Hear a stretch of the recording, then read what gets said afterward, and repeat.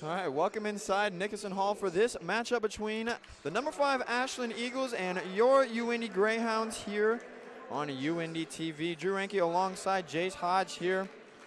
Jace, now tell me a little bit about this Ashland Eagles team. They feature a All-American forward. They sure do. Her name is Annie Roshek. She was an All-American and a first-team All-GMAC last year with the Eagles as a junior, and she had 20 points and 6 rebounds versus UINDY last year. Now, Ashland also features a trio of transfers, all from the same school, funny enough. They all came from Bowling Green. How have they impacted this team so far this year? I know we're only one game into the season, but that experience in Division I can come pretty crucial towards big GMAC play.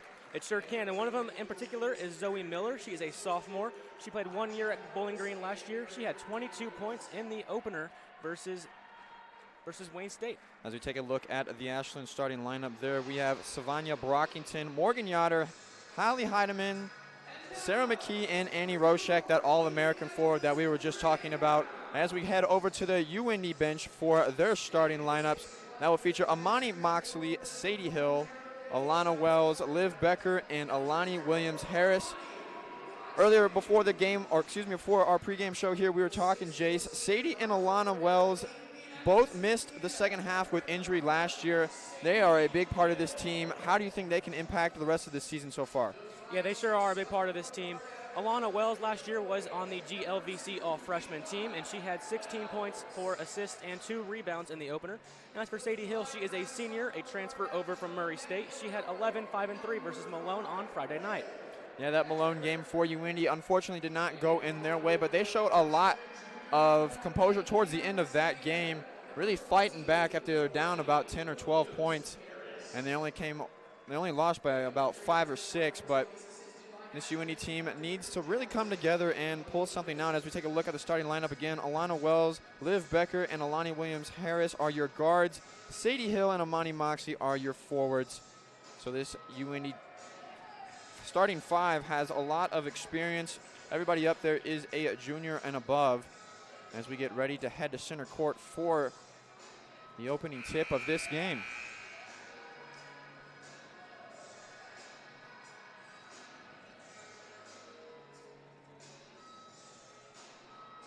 UINDY making its way to the circle.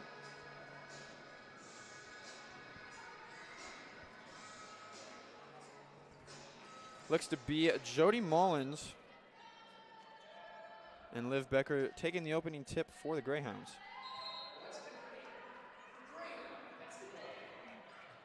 Tip is already a jump ball so far. And we will do it again. You don't see that all too often. No, you do not. No time. Excuse me. 3 seconds ran off the clock, and we have the opening tip again.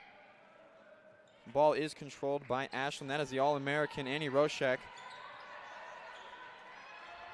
And she fires away from 3 and gets the scoring started early. That is what you don't want to see if you're a UINDY Greyhound, her getting off to a hot start.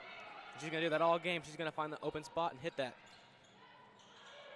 It looks Amani Moxley with the jumper on the right wing, rebounded by Jody Mullins of Ashland. Yeah, Annie Roshek with the little jumper there. Turnover already. Ball is on the court, picked up by Morgan Yoder.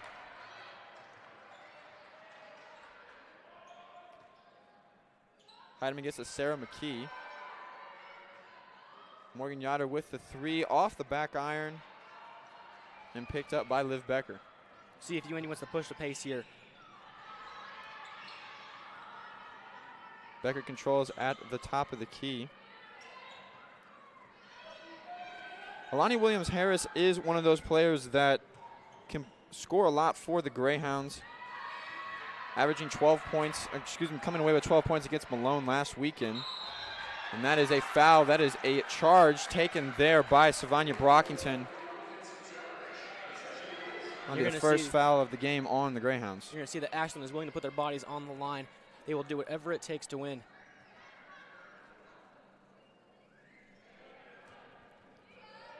Ashland comes away, they have a great turnover ratio. I mean, they are forcing their opponents to 28 turnovers on the year. And that looks to be Haley Heidemann with the 3, making it 6-0 early on, and that'll be a timeout by the Greyhounds. Now, Jace, what are we seeing here? The early attack by the Eagles and how UIndy really isn't coming out and being a good defending team. But we will take a break with the game. You are watching UIndy basketball on UIndy TV and the GLVC network.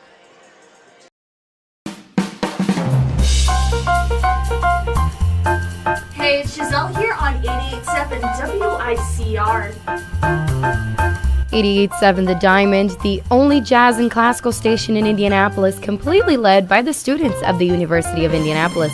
Listen to us on iHeartRadio, TuneIn app, FM radio, HD radios, or even on our website at wicronline.org, a different kind of public radio.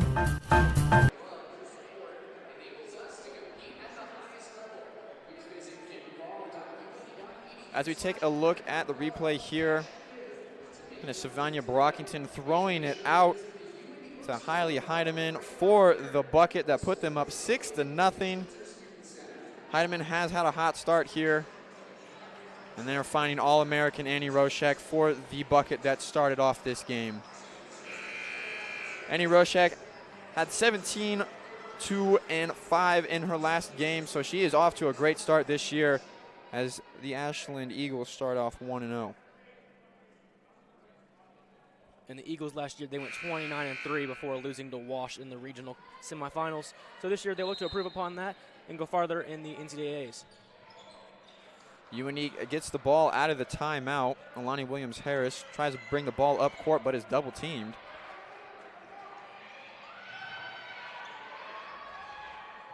Ashland with some stellar defense picked up, got the turnover, was Annie Roshek down the court fast, and a foul, a travel picked up there by Sarah McKee.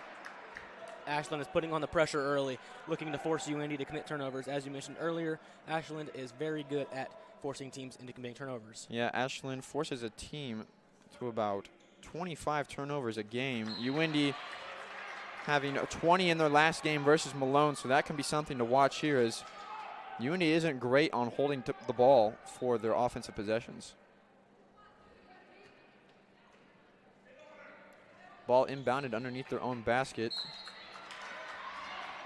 And that'll be another early turnover for the Greyhound. Excuse me. They look to be hit off the hand of Alana Wells there, but the possession will stay with the Greyhounds. Ashland with this early on press that does force another turnover from the Greyhounds. They're pressing really early, and that is something that needs to be addressed if you are head coach Mark Mitchell. For sure, Ashland is looking to have UIndy commit turnovers, and it's working so far.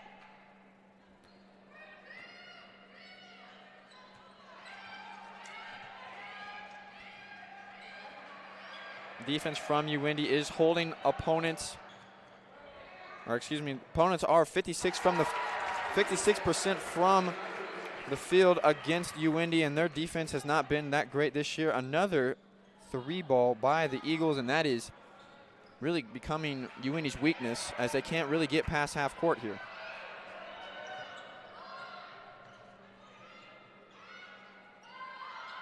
Sadie Hill does get the ball up into the front court, gets it to Alana Wells.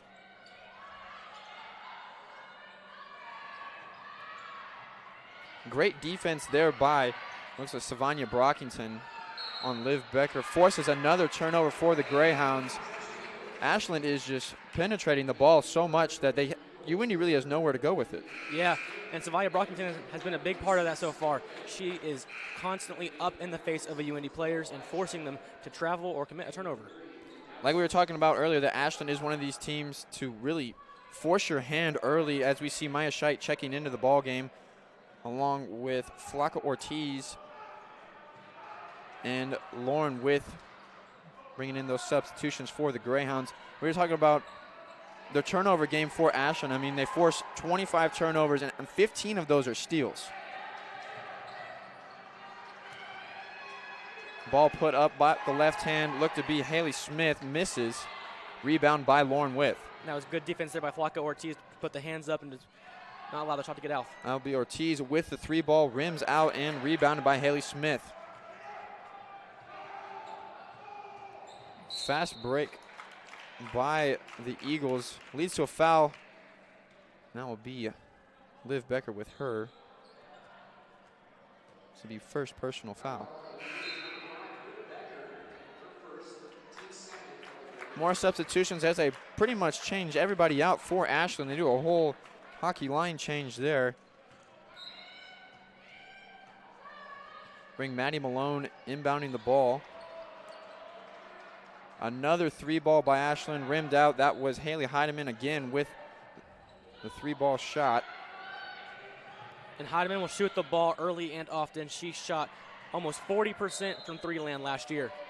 She is the second all-time, she is second all-time for three-pointers made in Ashland history. So she is one of those people that you need to watch out for that deep threat. And I mean, she's already proven it here today.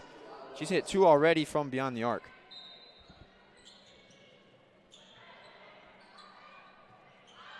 Foul was called on Haley Smith of Ashland. UIndy still looking for their first bucket of the game,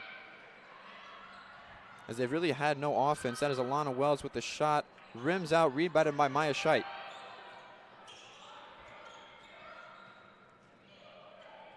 Off the glass and in. UIndy is on the board, 2-0. And that is what you like to see if you're head coach Mark Mitchell, is they get towards the rim and finding something at least positive moving forward.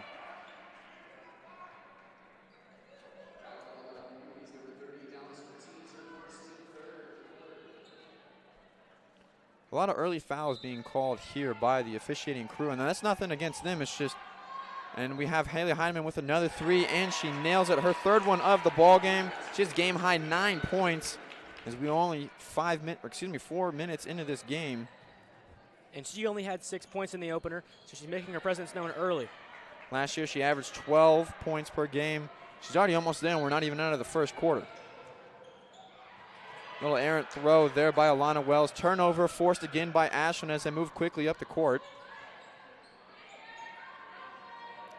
If you are Ashland, you probably want to find the hot hand in Heinemann. I mean, as we get a shot there from Macy Spielman, who has just entered the game, rebounded, taken away from the Greyhounds.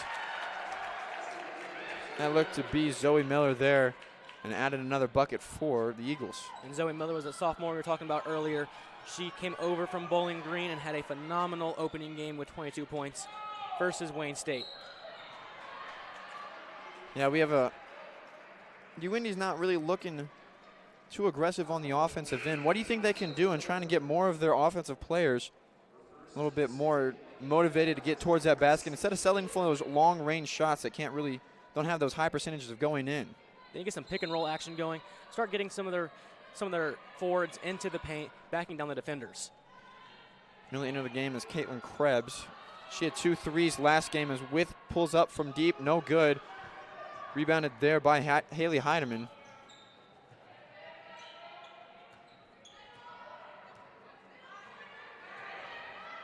Defense for UIndy has been a struggle here so far tonight.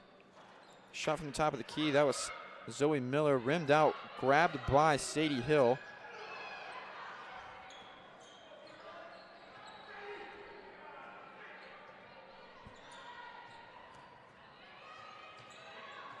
Lana Wells gets it out to Maya Scheit for 3, no good. Rebounded there by Haley Smith. Looks to be Smith's second rebound of the game. With the rebound, it gets it up to Wells.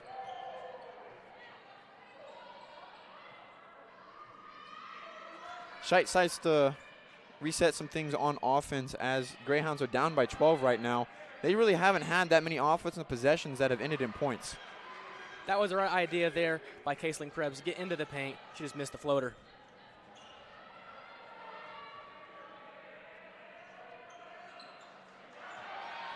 Smith with the spin move. Nothing going there. Rebounded by Sadie Hill. Hill's first rebound of the game. A travel is called. And that is another UIndy turnover there. That is their 6th on the game, and they are on pace to really break their record of turnovers. I mean, they had 20 last game, and we're not even through the first quarter yet, and they already have 6.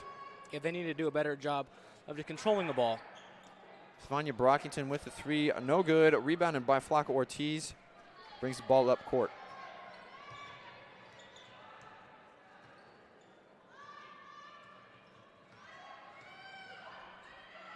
A little bit of a trouble on a failed exchange there. She got nothing to do with the ball. Gets it down to Hill. Hill off the glass and no good. Gets her own rebound, puts it back up. Rims out, and there is rebounded by Sarah McKee. Ashland has numbers going back the other way. Travel is called. And it looks to be Savannah Brockington took way too many steps as she tried to drive the lane there.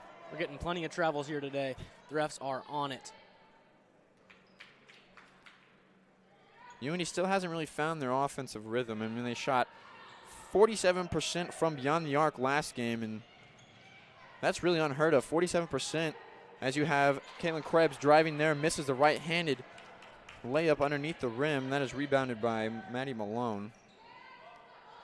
Shot put up by Morgan Yoder and hit the back iron and falls out. But we were talking about their three-point percentage, almost 50% from that deep land there. I mean, that's something that they could probably attack here and try and get back in this game. I mean, they're only down 12. And they've been trying to get those shots. They just haven't been able to hit them. They've been constantly contested. Turnover forced by Savannah Brockington. Gets it to Maddie Maloney, 4-3. And that will be another made three for the Eagles. And for Maddie Maloney, this is her first year at Ashland. She came over from Saginaw Valley State. Another turnover forced there for UINDY.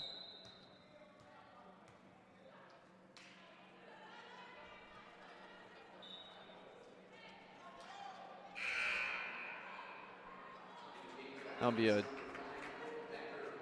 dead ball foul as Liv Becker checks back into the game. And newly entered Jody Mullins for the Greyhounds. Jody is a transfer from Kennesaw State, where she spent the last 2 seasons there. She had a career-high 13. This is her first few minutes here with the Greyhounds. She did not play on Friday versus Malone. Alani Williams-Harris with that steal as the Greyhounds have some numbers going back the other way. Harris pops up and shoots, no good off the back iron. And then is rebounded by Annie Roshak. Had a little bit of trouble controlling that ball. No stop and pop, no good from Morgan Yoder. Rebounded by Flocka Ortiz, going back the other way for the Greyhounds. And UINDY is getting those shots that they would like. They just haven't been able to hit them. Another turnover and foul by UINDY, and they have really struggled to hold on to the ball as this game has gone on. I mean, we're almost done here in the first quarter. Minute 13 left. They're down 15. They really have, obviously they have not found the basket yet, but what can they do to try and get going? I mean, we've said that they can drive more. That isn't really going. And then we talked about how they were 50% last game from beyond the arc. They haven't really tried a three balls yet, so maybe they can explore that. As we see a three ball here from Flocka Ortiz that hits the back rim and rebounded by Morgan Yoder.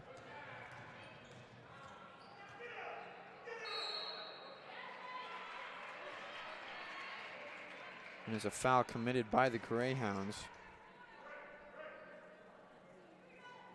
Looks to be Sadie Hill. As Ashland will now inball the bound underneath their scoring basket. Lonnie Williams-Harris with the steal and the fast break. And the travel. That is another turnover for the Greyhounds. That'll be turnover number 10 on the game, as she just got a little bit ahead of herself there as she saw the empty basket.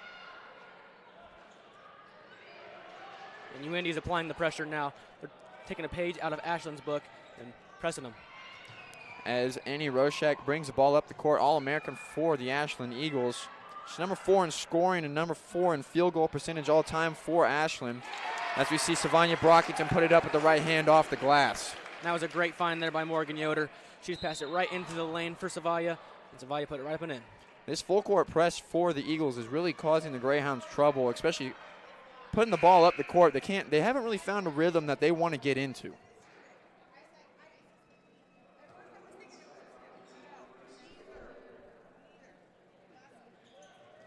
Liv Becker inbounding the ball. Yeah, this full court press has really caused trouble for UINDY. Their offense can't get set, and that's what I think they're starting to they can't figure out what they want to do. I mean, they're taking these shots that really haven't been high percentage shots, as you might say. I mean, they've had a couple missed layups here and there, but what also isn't really helping them is they have 10 turnovers. And 10 turnovers already is just something that is unheard of. And all credit to Ashland. They've done a great job forcing them, but UINDY has got to figure out what they need to do here. Yeah, I agree. The Ashland defense has been stellar so far, but UINDY needs to try and find a way around this to put some points back up on the board. Foul committed there. Some hard defense by Savanya Brockington. And you may want to see more of that from UINDY. Attack the players. Go at the Ashland players. Try to get those fouls called. So, like, drive the basket instead of trying to run around the top and try and get up towards the rim and get some points. As we see free throws attempted here. Jody Mullins rims out the first one. Now, these are things that UINDY needs to capitalize on and get these free points.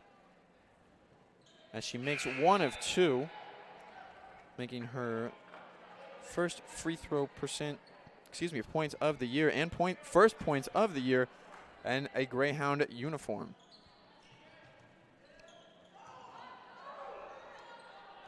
As the clock winds down here in the first, Ashland can hold the ball for the last shot of the first quarter, as banked off the glass and in by Annie Roshek, and that will bring the end of the first quarter as the Ashland Eagles are up 21-3 on the UINDY Greyhounds. You are watching UINDY basketball on UINDY TV and the GLVC Sports Network. Jake, who you got? Tennessee, Georgia. Georgia, easily, man. Come on, Tennessee's 8.5-point dogs. Easiest spread of all time. How? Because they're good, and Georgia's played nobody. At least Georgia has a defense. Oh, come on. You're a naive fan. Your opinion doesn't matter. My opinion doesn't matter. The only thing you know as a Purdue fan is how to lose to a 15 seed in the March Madness tournament. We're bowl eligible, my guy. Are you? Make sure to tune in to Last Call Monday nights. We'll talk about Division I football, give you plenty of UINDY sports, some interviews in there as well, and then plenty of pro sports, whether it be NFL, MLB, the whole shebang. Yeah, and there's at least one guy that knows what he's talking about.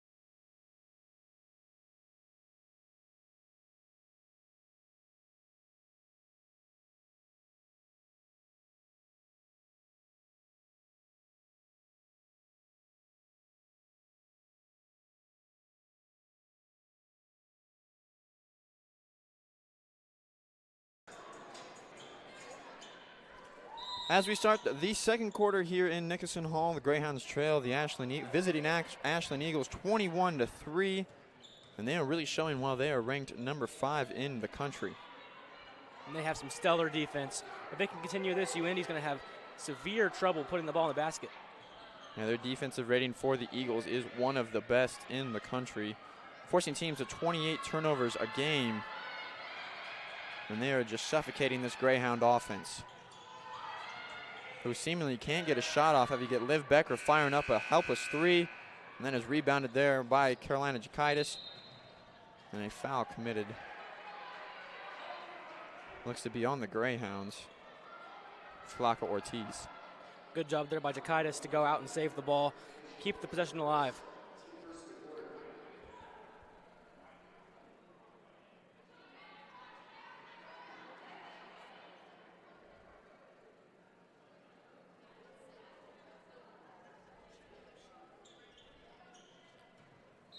Coach Mark Mitchell had a few words with the officials about something. Ball inbounded to Liv Becker.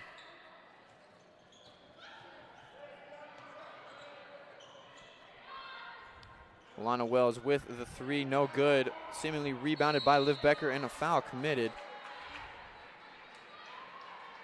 against the Eagles.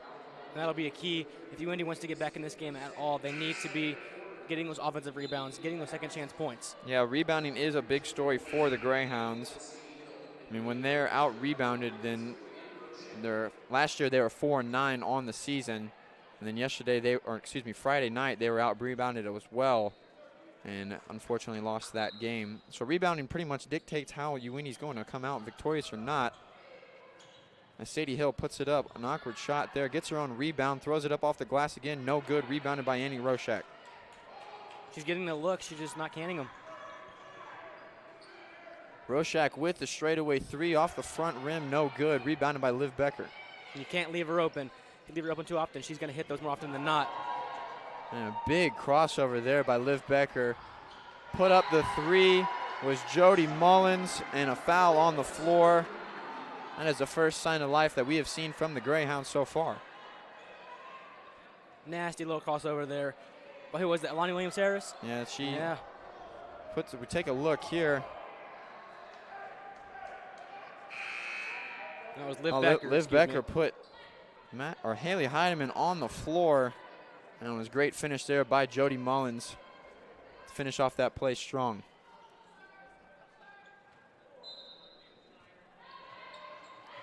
Ball inbounded and stolen away there by Maddie Maloney, who puts it up 4-2 for the Eagles. And there's those steals again. Getting those constant steals, constant turnovers. Jody Mullins fires away another 3, this time no good. Rebounded by Roshak.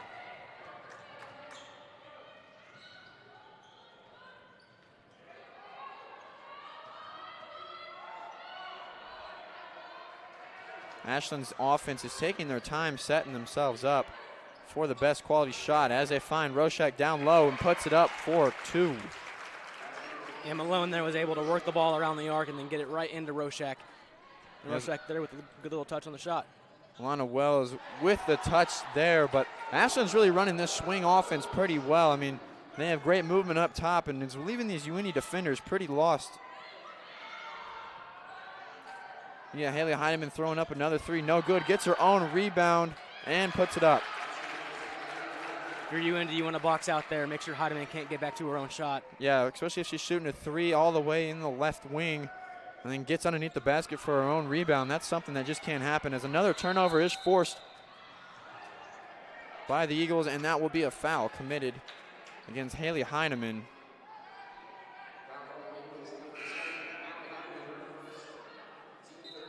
So UIndy will get the ball.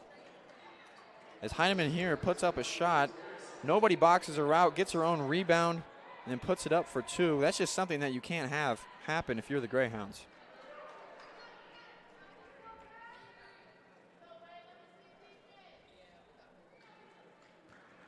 Kaylin Krebs inbounds the ball, and Alani Williams-Harris will bring it up for the Greyhounds.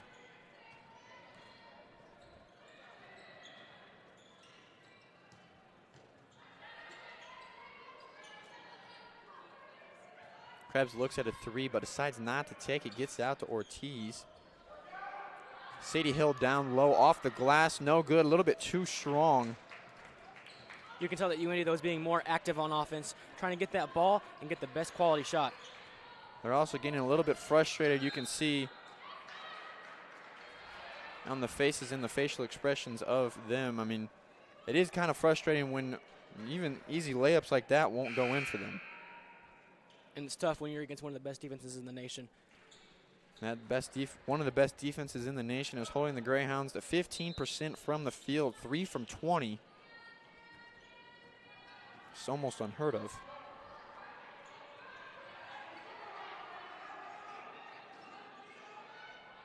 Ashland's offense is very active and just trying to find that open man. Maddie Maloney with a 3, no good. Spins out, rebounded by Alani Williams-Harris, who has the Greyhounds moving up the floor.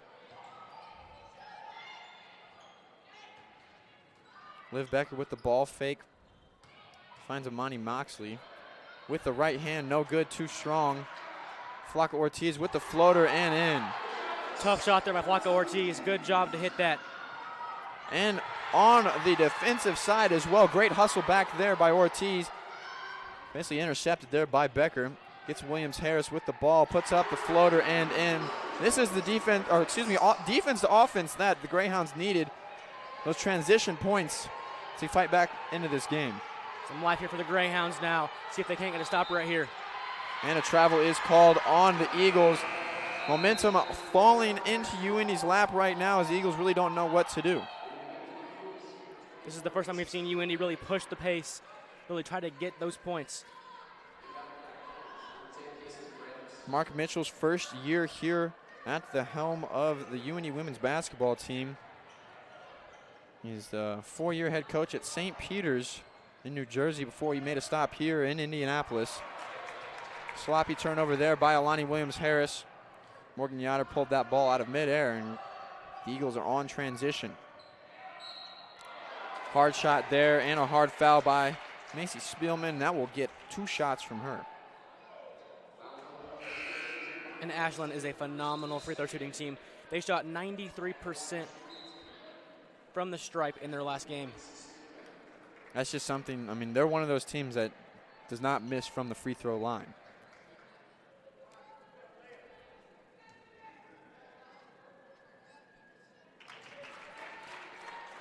As Spielman puts in the first one.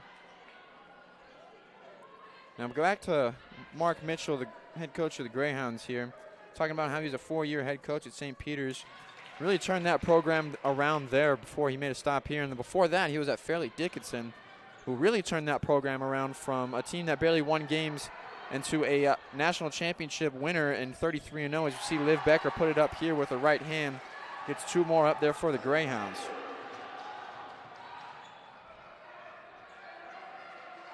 So he is a proven coach that can turn a program around here as the Greyhounds force another turnover on the Eagles. With Mark Mitchell this year, he'll be looking for something that he can build off of, looking for some effort from these Greyhounds, something to build off of in the future years. And his previous resume really shows that he can do that after taking a team that won 5 games into a 33-0 national champion. Then he's really proven, as we see Krebs pull up from 3, falls in, and the Greyhounds are starting to find their stride here, only down 12. As they start to build back into this game. The All-American with a fake. Annie Roshek with a nice spin move for the easy layup. Here's that pressure again from Ashland. Full court press can be beat, but once you beat it, you have an easy run at the basket. As we see here, Alani Williams-Harris puts it up for 2. That's the first time we've really seen UIndy figure out how to beat that press and get an easy shot out of it. UIndy's defense is starting to come alive here as a layup is missed by Zoe Miller, and a careless turnover by the Greyhounds, and an and 1 from the Eagles. That's tough there for UIndy. They had all the momentum, and to turn over the ball there and they commit a foul and 1. It's tough. You just can't have those turnovers there, and on top of that, commit a foul. As we see Alana Wells check in for Alani Williams-Harris. At the stripe is Macy Spielman, an 87% free throw shooter last year from the line. As we take a break, 33-19 in favor of Ashland. You are watching UIndy basketball on UIndy TV and the GLVC network. Award-winning news coverage.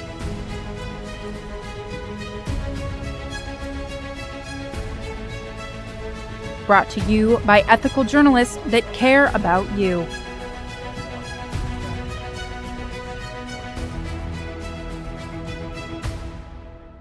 We have you covered on crime, latest on sports, and the best in entertainment. This is UIndy TV News.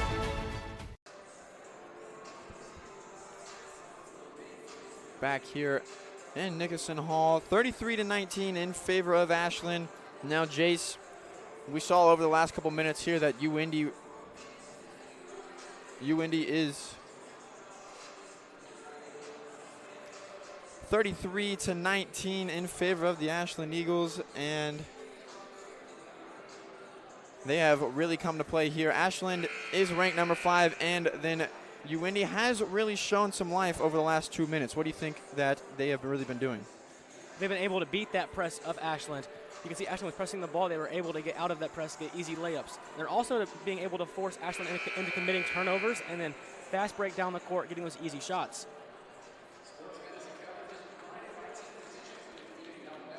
UINDY comes out of this one. They have a little bit of a run going here. They did have a sloppy turnover on their defensive end, but they really had some momentum building into that.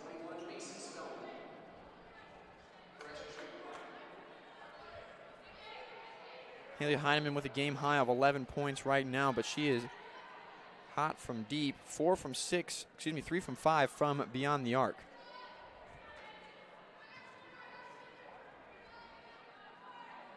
At the line here is Macy Spielman. Rims out, no good. Rebounded by Amani Moxley. Alana Wells fast up the floor, puts up the floater, rims out. No good. Greyhounds grab the rebound. Good save there by Caitlin Krebs. Keeping the possession alive. See if UINDY can't get some second chance points off of it. Down low pass to Liv Becker. Finds a no-looker to Moxley. Back iron, no good. Rebounded by Haley Heineman. Heineman's been all over the floor here today on the offensive and defensive side. Awkward shot thrown up there by Zoe Miller. Great defense by the Greyhounds.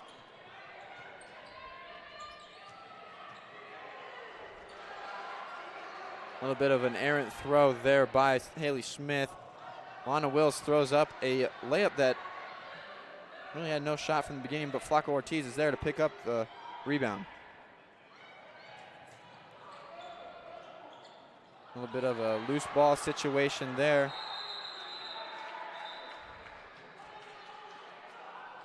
And it looks like to be a timeout is called for UINDY.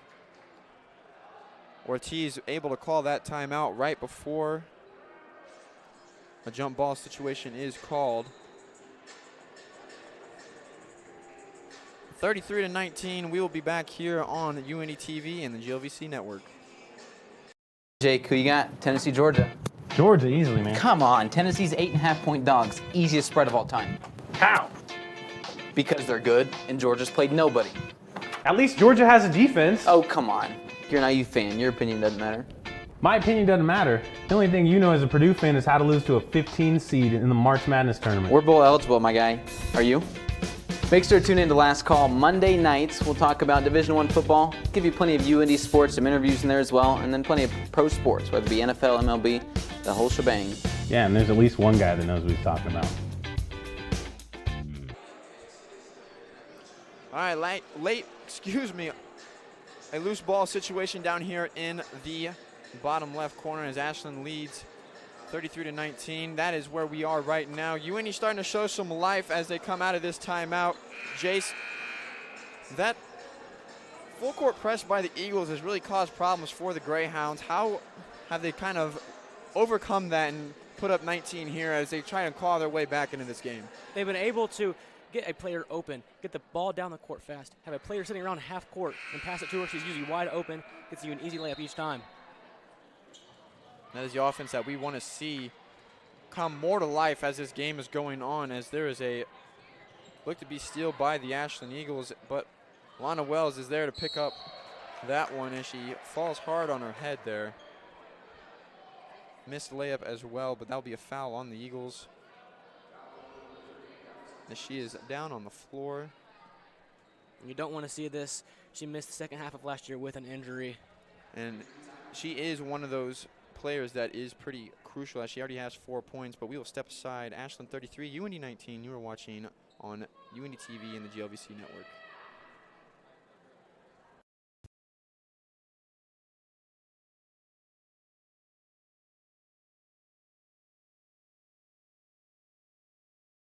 Those a little, but this is great for him, and he's D1, which is the top.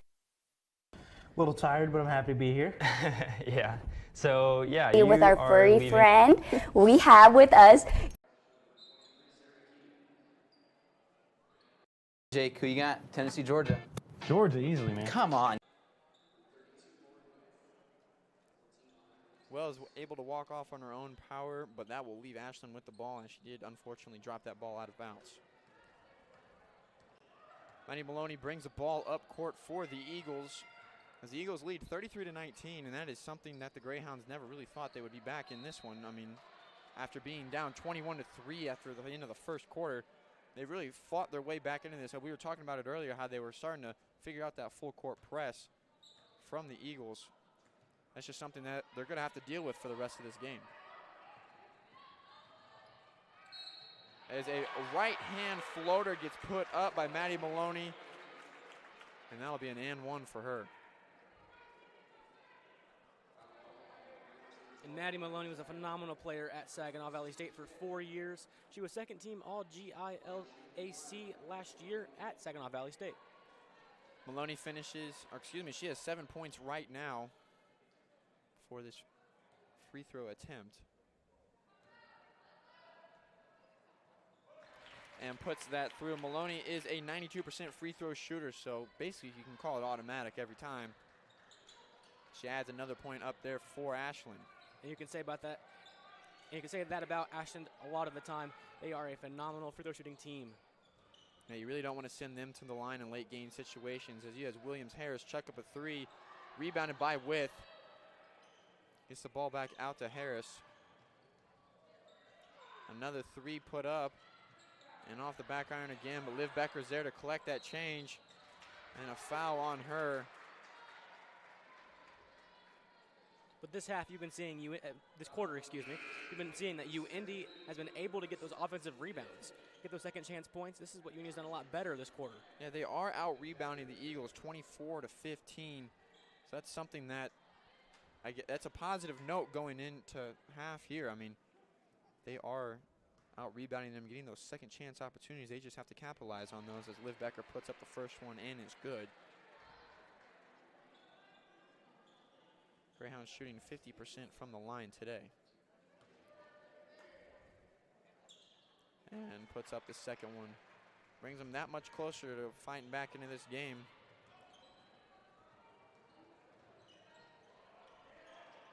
Morgan Yoder runs down in the corner. Down low, puts up the floater. Sarah McKee, no good. It looks like Moxley stepped on the out of bounds line. That'll be another turnover for the Greyhounds. That'll be number 15 on the game for them. And Friday, excuse me, they had 20 in the entire game, so they're almost to their game high from 2 days ago. Okay, they need to be more careful with the ball when they have it. Just take control of the ball, slow it down a little bit. Yeah, they don't need to be in such a big rush. I know they are down a little bit, as Haley Heidemann is scrambling with the shot clock running down and is fouled as she shoots. So that'll send her, both teams are in the double bonus, so that'll send her to the line for two.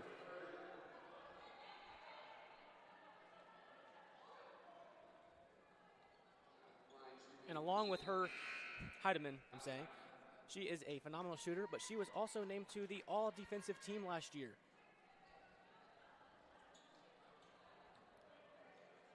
She had a 6.5 rebound, 4 steal, and 3 assists in her opener a couple of days ago against Wayne State. That Ashland did win 87-61. Puts up her second one and is good.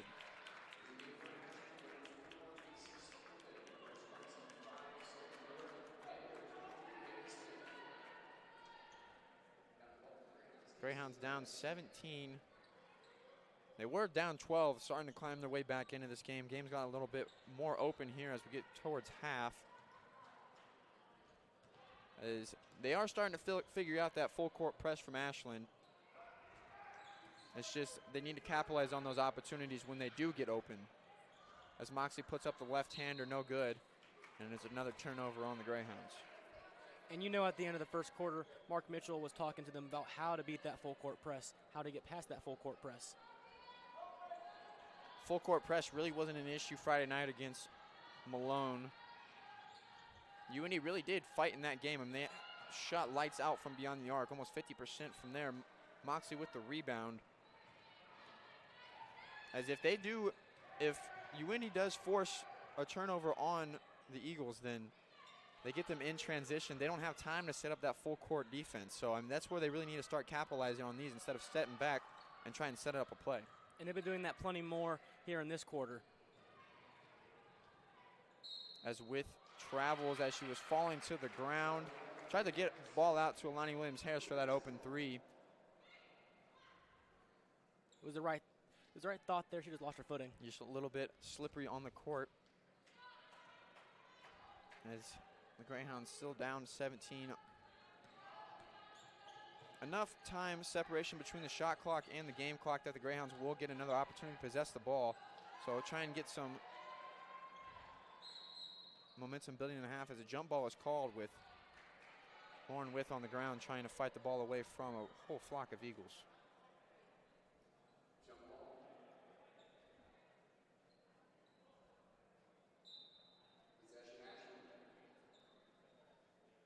Ashland with possession of the ball now as official runs to the scores table to make sure that was correct, and it is. Ashland will inbound the ball. 30 seconds remaining in the half. Macy Spellman tries to call out a play. Drives with the right hand, puts it up, contested, rolls in, and is good. It's good defense there, just a tough shot she made there. Can't really do much about those as Scheidt drives with the right hand, and his ball is kicked out of bounds there by Maddie Maloney. Ball will stay with the Greyhounds. They have 11.8 left. Try and put some points on the board before we head to half. And you know right here, they would love to get an open three right at the buzzer. Grab some momentum going into the second half. Yeah, you really just need to build on something, trying to go in. I mean, they haven't really had much. That first quarter was kind of sluggish for them, but they really got their act together here in the second quarter. So you can build off that. There's nothing to hang your head about as the shot is blocked there by Annie Roshak on that three-point attempt from Kaylin Krebs.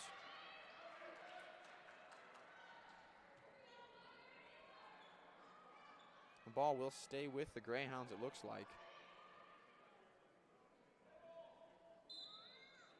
6.6 remaining as Scheidt inbounds the ball to With.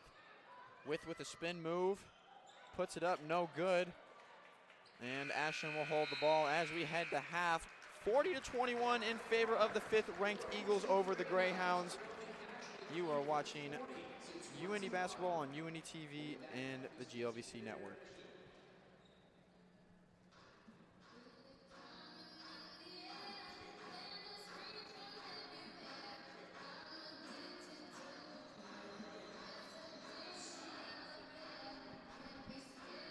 So we will send it down to Sydney Smith, our sideline reporter, for an update as we head into halftime.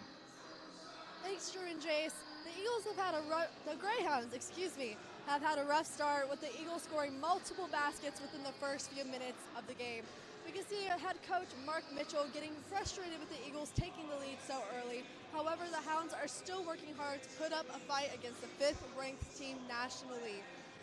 On the sidelines, the Eagles have a pretty packed crowd in their stands, being pretty loud whenever UINDY has the ball, which has had a little bit of pressure on our players. However, this hasn't stopped UINDY's spirit. The Greyhounds have still managed to keep their team spirit strong, cheering each other on, and they have even found a little bit of momentum in the second quarter, so hopefully they can continue this going into the second half. Stay tuned on UINDY TV and on the GLVC Sports Network to see the results of this game.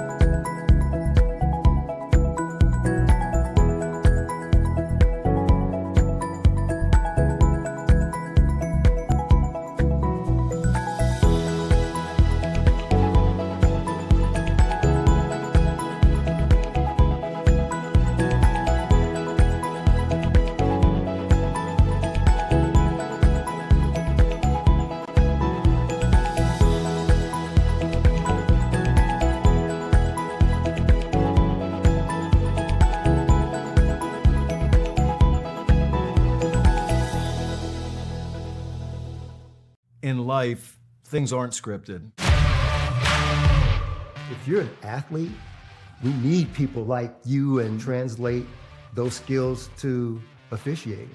You can get a lot out of it. It happens in every town, in every game. We never have a perfect game, but the rewards always outweigh the negativities.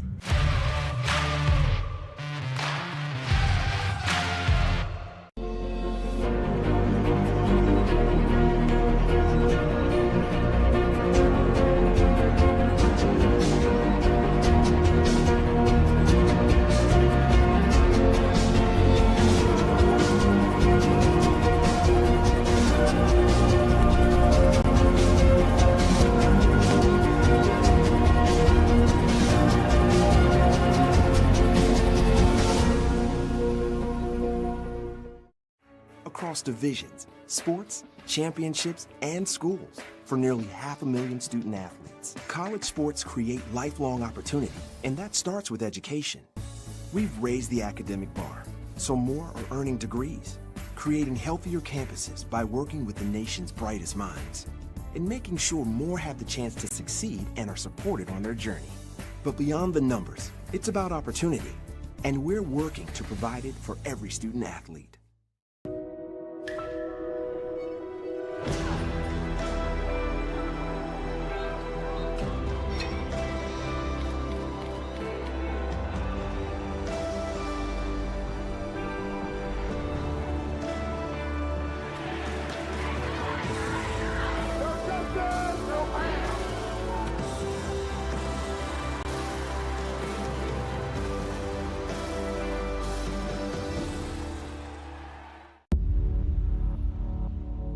To them, the whole world looks like an opportunity, one to be seized, built upon, and made better for their sport and the people around it. To student athletes, every opportunity is a chance to change what could be and show the world what opportunity can do.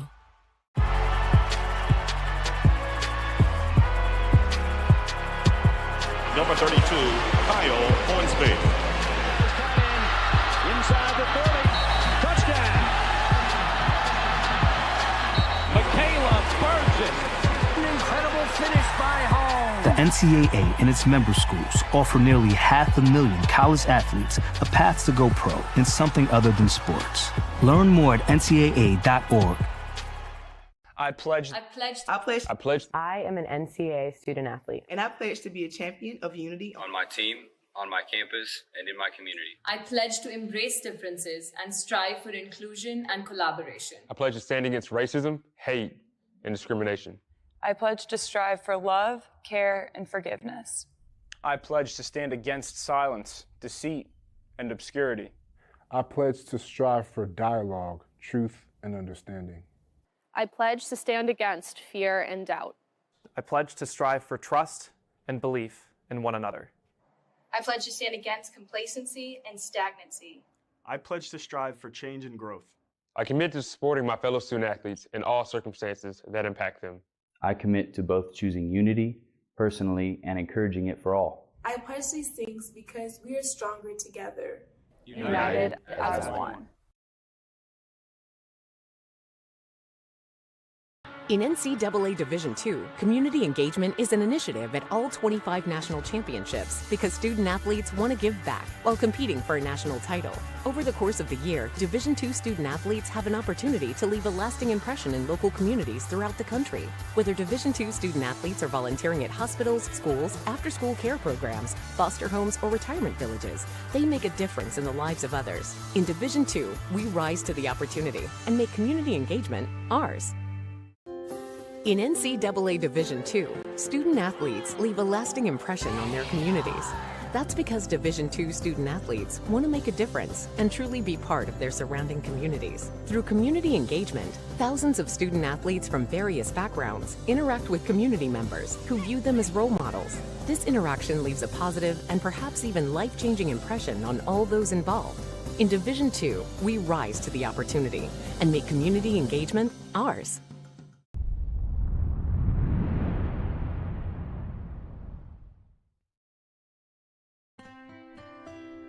Well, it's so many memories, I would say.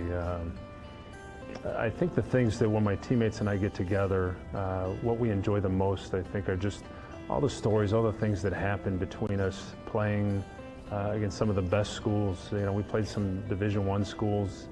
We beat Eastern Illinois twice. A thrill for a Division II school to go in and to beat a Division I school. And I think we remember, you know, feeling like kind of the David versus Goliath. And that's what I think we realized, if you can come together as a group, you know, that you can have success. Well, I think any competitive person, it's tough. But I still look at it today. You know, it's been 30 years since I played competitive basketball, and in the business world and the education world, you lose, and things happen, and you go back to your playing days, and you got knocked down, and you got to get back up. So that was kind of our mantra. I think to have dreams. I just, as a little kid, I had dreams that I wanted to do something athletically, you know, and basketball was my passion. And so I don't care what it is, do something that you like, that you're passionate about. That to me is the most important thing, and then work to achieve it. And if you work hard enough at it, I think your dreams can come true, even when people tell you it'll never happen. And that to me was kind of the David versus Goliath thing. Yeah, and it's a cliche, but I do think life is a game. Life is a competition. And I think I was prepared because I competed in college, and I say the same thing to people. You kind of those same attributes. You have to work hard, you have to practice what you want to do, and you have to believe in yourself, and you have to have those dreams, and you put that package together, and I think it's a pretty good package for success. Hi, I'm Larry Tucker. I'm a former NCAA student athlete from Lewis University.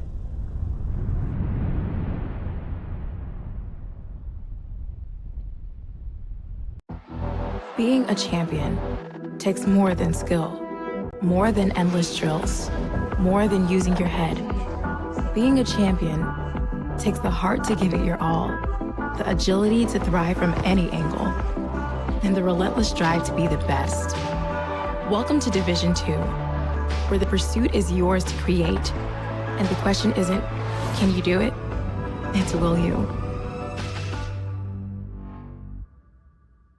Being a champion takes more than talent, more than the perfect pass, more than using your head. Being a champion takes the spirit to always push harder, the ability to overcome any hurdle, and the fire to be the best. Welcome to Division II, where the pursuit is yours to create. And the question isn't, can you do it? It's, will you? If I lose, I'll respond with respect. If I win, I'll back it up with humility. If I fail, I'll rise up with honor. It's tough for us to put it all on the line. Don't undo my hard work. Welcome back here inside Nickerson Hall as we get ready for this second half. As the Greyhounds trail 40-21 to the number 5 ranked Ashland Eagles. They are highlighted by Haley Heineman, who went 3 from 5 from deep this first half. As we take a look here, this was the first play of the game featuring the All-American. That got it off, started with a bang 3-pointer there. And Ashland really started to attack after that as we got Haley Heineman hitting up her first 3-pointer of the game. She has really come out of her own here, having 13 points, 3 from 5 beyond the arc. Not to mention she has a couple of assists to go along with that. UINDY isn't out of it yet, though. I mean, they played pretty well towards the end of the half. They started to figure out that full court press. What do you think some of the things that they can do to try and fight back into this game? So in the second quarter, they played a lot better. They should have a lot of takeaways from the second quarter. They should be able to know how to beat that full court press They need to attack the Ashland defenders, get to the free throw line, and get some of those second chance points as well. UINDY is highlighted there. They have a couple of players with 4 points. That is Jody Mullins, Alani Williams-Harris, Liv Becker, and Alana Wells. Ashland has 21 points off of turnovers here as the second half is underway. UINDY now has another turnover stolen there by Haley Heineman. Puts it up 4-2 and the foul. So it is off to another hot start for Haley Heineman in the second half. A lot of the same things that we saw in the first quarter where they steal the ball and get the easy layup. But right here, you just can't foul right there. Just let her get the free layup. Yeah, I understand you want to try to block it, but pretty good steal there by Heineman, picking that pass off right as it was thrown, putting it up with the right hand 4-2 and the foul.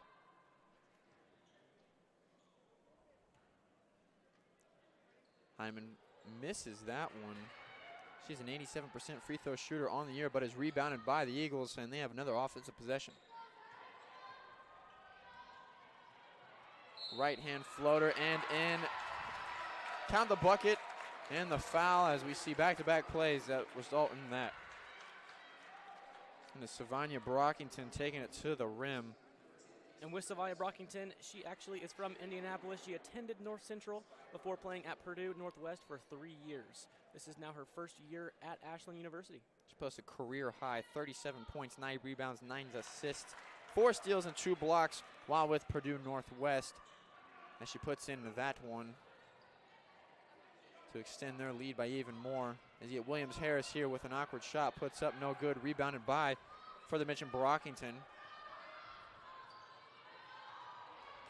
Pass kind of slipped out of her hands there as intended for Haley Heineman. Williams-Harris puts it off the glass, no good, rebounded by McKee. Ashland is one of these teams that moves the ball pretty fast up the court, so you got to be ready when they're coming down. Annie Roshak with the shot there, no good. Greyhounds moving down as it is blocked by Roshak. Yeah, that's a good response from Roshak after missing that open layup, getting the block, and then Ashland now here in the fast break. Heineman chucks up a 3, no good, rims out, rebounded right there by McKee.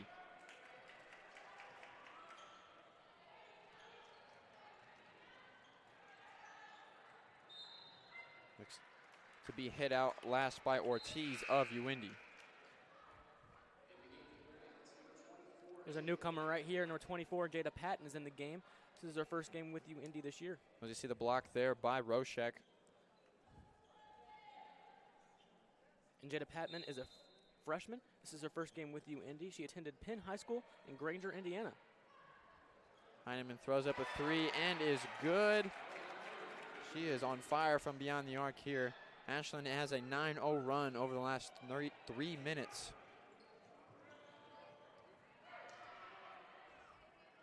They ended that first half on an 8-2 run, so that overall they're having momentum their way.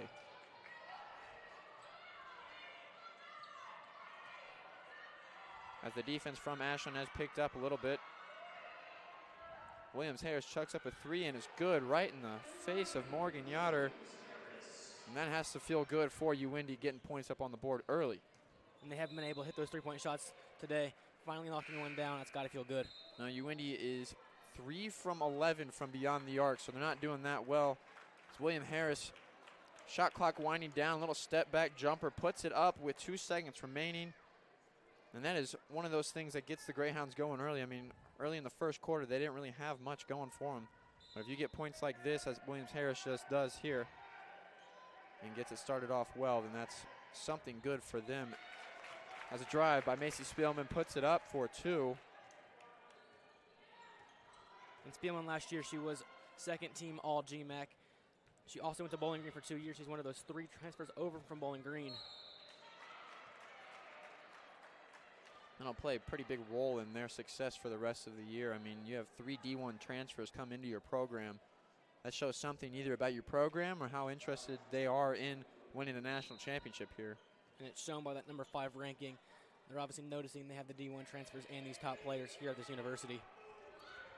Ortiz at the free throw line, puts it up, no good. Rebounded there by Jada Patton, put it back up 4-2. And that is her first points of her UIndy career. She's a freshman.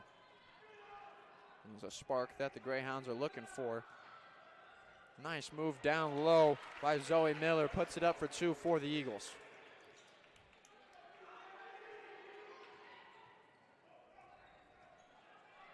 Long pass down for Patton. Patton gets the bucket and one. What a way to start her UIndy career. She's making her presence known early here at UIndy. Long pass down the court by Alana Wells. Patton takes it, takes the contact, and up and in. Wells with basically a full court pass to get it down the court to her. And puts it in with her left hand, and she is at the line for one.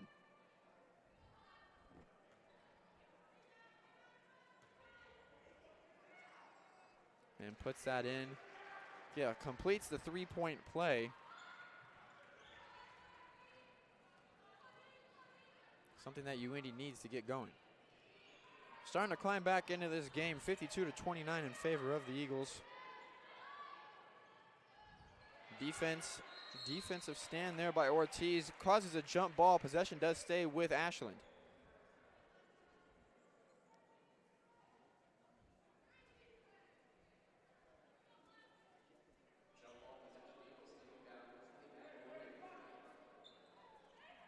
Haley Heineman has really been the star of this game for Ashland here today. As we mentioned, she had 6 points, 5 rebounds, 4 steals in the opener against Wayne State. She has surpassed all of those here today. As shot clock winding down for Ashland, gets fouled is Savanya Brockington. You've heard her name a lot today. Yeah, she's been real active driving the ball, and she's been really active on the free throw line. This is her first game back in Indianapolis after attending North Central for a few years. North Central just a quick 30-minute drive from the University of Indianapolis. She goes to the line 4-2.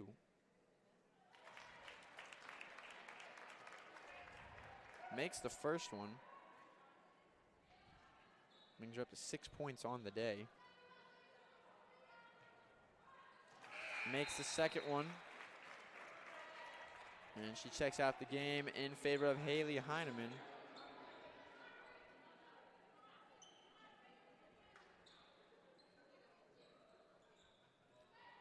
UIndy has struggled all day with this full court press. There's really no answer from them. I mean, when they do have those rare occasions where they beat it, they get down the court and then they miss the open layup. As we see a shot here from Krebs from 3, no good.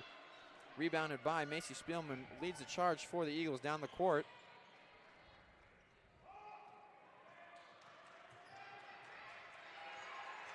Great defense from UIndy here, as this is the first time in a little bit that we've seen defense that might be able to stop the Eagles here. As a block we got by Patton, and has resulted in a foul. And that was a good pass there by Heidemann to find Zoe Miller there in the lane. We'll send Zoe Miller to the line. Looks to be for 2 shots. 54-29. UIndy has had some plays and some runs where they've gotten within about 12 to 15. Now it's starting to open back up again. I mean, Jace, what do you think that UIndy has done right, and what do you think they've done wrong?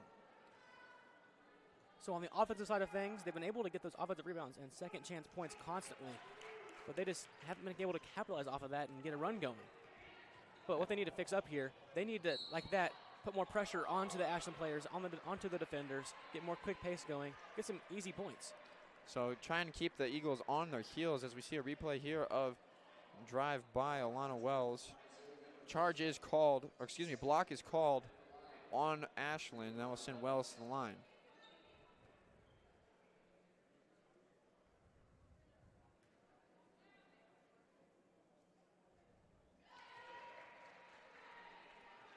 UIndy shot 45% from the free throw line last game against Malone, which is not the best.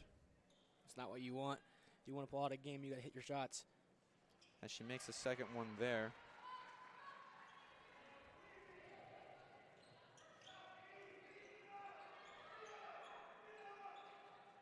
As a great steal by Patton. She has kind of provided the spark for this Greyhound offense as she puts a bucket in again. She is up to 7 points on the day with a team high. The freshman's making an early impact with the Greyhounds. I'm sure this is going to get her some more time in future games. Jada Patton, a 5'11" freshman from Granger, Indiana. Really made her presence felt on the offense and defensive end.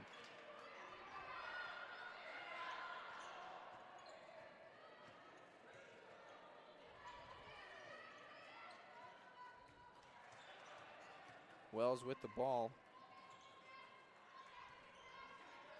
Krebs drives, puts up a right-hander, no good off the front of the rim. Quick pace here by the Eagles as they drive. Foul is called.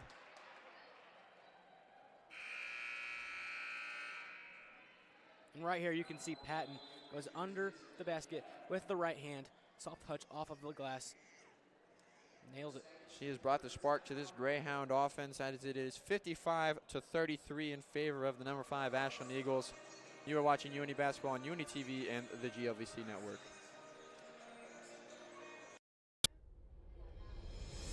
Award-winning news coverage.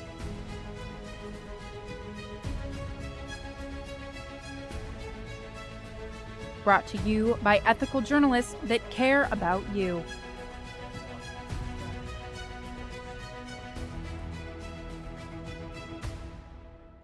We have you covered on crime, latest on sports, and the best in entertainment. This is UINDY TV News.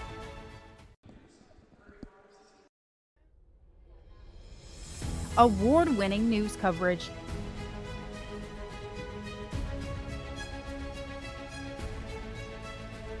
Brought to you by ethical journalists that care about you.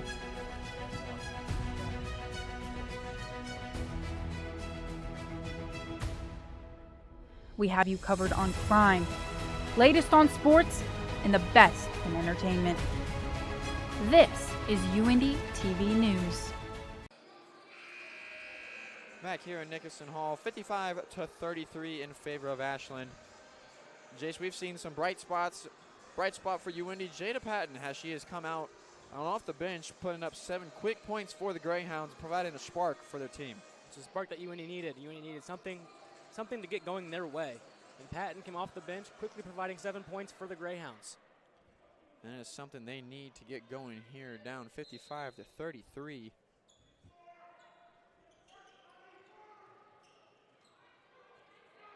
As this full court press from the Eagles has been a troublesome thing for the UINDY offense all afternoon.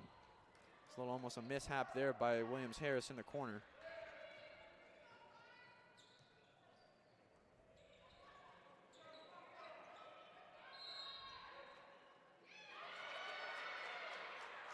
And 3-second call is what the official said thereby. Looks like Alana Wells down in the lane.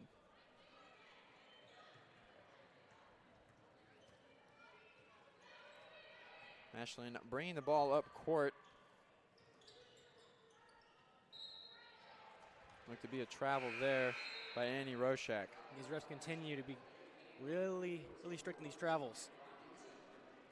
And they've called it fair all night. They've called everything that for either team.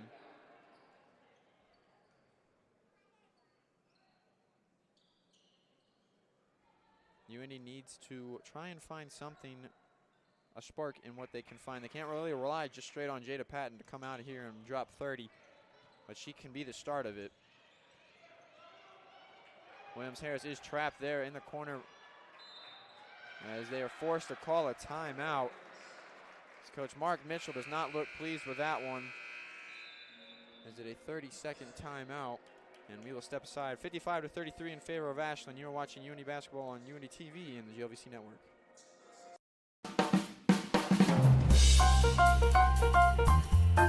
Hey, it's Giselle here on 88.7 WICR. 88.7 The Diamond, the only jazz and classical station in Indianapolis, completely led by the students of the University of Indianapolis. Listen to us on iHeartRadio, TuneIn app, FM radio, HD radios, or even on our website at wicronline.org, a different kind of public radio. 55-33 in favor of that team right there, the Ashland Eagles. Jace, we talked about a spark for this UIndy team. What do you think they can do to try and get back into this game? I mean, we still have half a quarter left here, and we still have the fourth quarter. What do you think they can do to try and come back? It will be tough, but to come back in this game, they need to push pace a little more, attack those Ashland defenders, and eventually that'll open up the arc as well to get some free shots from outside the arc. Yeah, and what we've seen of what UIndy has worked is they've broken down that full court press, gotten through it, and as soon as they get through it, they have a wide open bucket each time. And if they can keep doing that, then they're golden. But that's the thing, is they have to beat that full court press, is what they have struggled with all day. And they've done a much better job in the second and third quarter at beating that press. As UIndy gets possession of the ball, they were forced to call that timeout there as they were triple teamed in the corner. Wells with the drive, gets it out to With for a three. No good going there, rebounded there by Morgan Yoder. It's like I was saying there, get a drive, get a quick kick out to the three-point line. They had a wide open shot, just nothing falling for the Greyhounds here this afternoon. Quick pass there down low, Brockington to Sarah McKee, and that is a quick 2 points for the Ashland Eagles. What a find there by Brockington to find Sarah McKee there in the lane, wide open for the easy layup. That was one give and go that really works for them as the Greyhounds try not to get trapped here again, as a blocking foul is called against Haley Heidemann. Take another look at that give and go pass. Brockington just found the runner running to the middle of the lane. Great vision by her as McKee puts it up 4-2.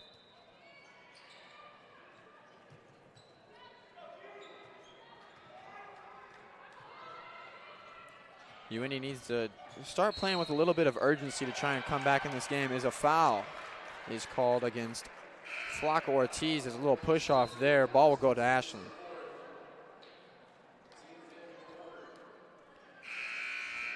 That is the fifth of the quarter for the Greyhounds, and that will send the Eagles to the double bonus. UIndy needs to stop committing those turnovers. They're giving Ashland free possessions.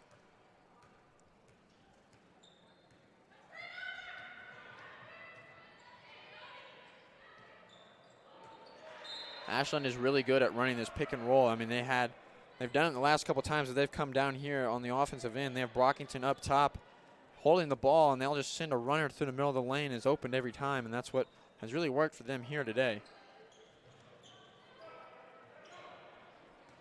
Sure has, and UIndy needs to be able to recognize what they're doing here. And I'm sure that Mark Mitchell, at the next time out, will relay that to his team. Becker finds Hill down low with the right hand off the glass, no good. Rebounded by Haley Smith. Ball fast up to Brockington with the right hand and is good. Brockington there was wide open, running down into the lane. Brockington found, like you said, wide open, found her 9th point of the ball game. And it was a good find right here by Yoder. Yoder right to Brockington. Brockington got the easy layup. Now we are seeing something that UIndy is not really used to. Of Ashland can run the floor pretty well, and their defense just isn't getting back to stop them. I mean, it was 2-on-1, and can't really stop a 2-on-1 if you have numbers going the other way.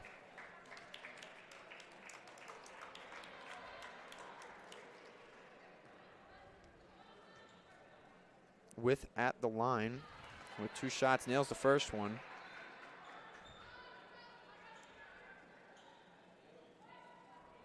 That'll be her first points of the ball game. And that'll be her second points of the ball game. Bringing it to 59-35 as Ashland really looks like a very complete team. Nice post move there. It'll be Zoe Miller. Just unfortunately could not come down with the back bucket. Williams-Harris with the crossover, gets it to Hill down low. Missed the shot, but draws the foul. Is what UINDY needs to do more of. Get the ball into the paint, into Sadie Hill. Sadie Hill can back down that defender and either draw the foul or get the hook shot and layup. UINDY is 1 for 6 in their last 6 shots attempts. They've really been struggling trying to get that ball down low and trying to put it up for an easy basket. Hill puts up her first, and it goes in. We talked about earlier how they were struggling from the free throw line. They were only 45% on Friday against Malone. They're doing a much better job here tonight. They're 9 for 10. And as I jinxed that there, sorry. They're 8 for 10, 80% on the game, which is much better than 45. But when you get to that line, you got to make it. As a nice drive there. Macy Spielman and the call. And a charge. As we see Sadie Hill take that charge. She gets her feet set outside that restricted area and got there just in time. Take that charge against Macy Spielman. And we haven't seen much today from Sadie Hill. Sadie Hill had a much bigger impact on the game Friday versus Malone. Tonight, only 4 points, and she hasn't been in the game very much. Yeah, Sadie is one of those players that is a vocal leader and can really spark an energy in this team as we see Jada Patton come back in. We have a little bit of a confusion on subs. We're going to go to the replay monitor to see if that was a charge or not. As we do that, we'll step aside 59-36 in favor of the Eagles. You are watching UINDY basketball on UINDY TV and the GLVC network.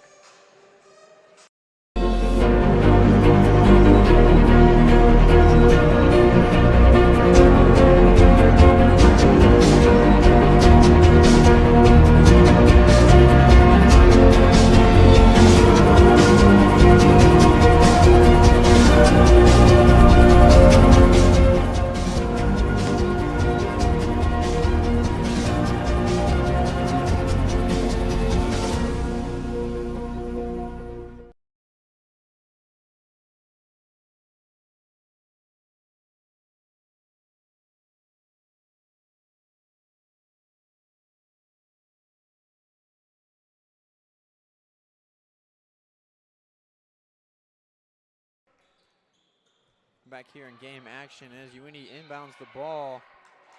And it is a turnover right there. That was a fast turnover forced by the Ashland Eagles.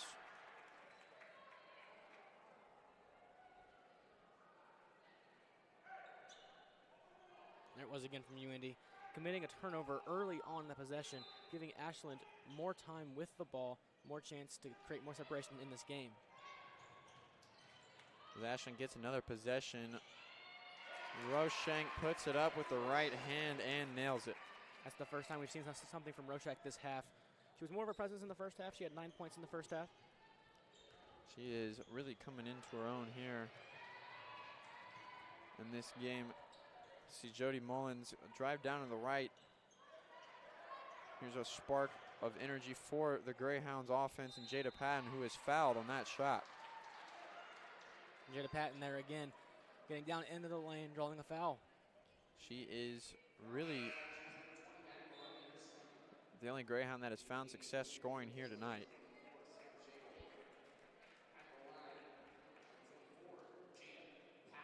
She'll be at the line for 2 shots. She has UINDY is in the double bonus now. Misses the first one.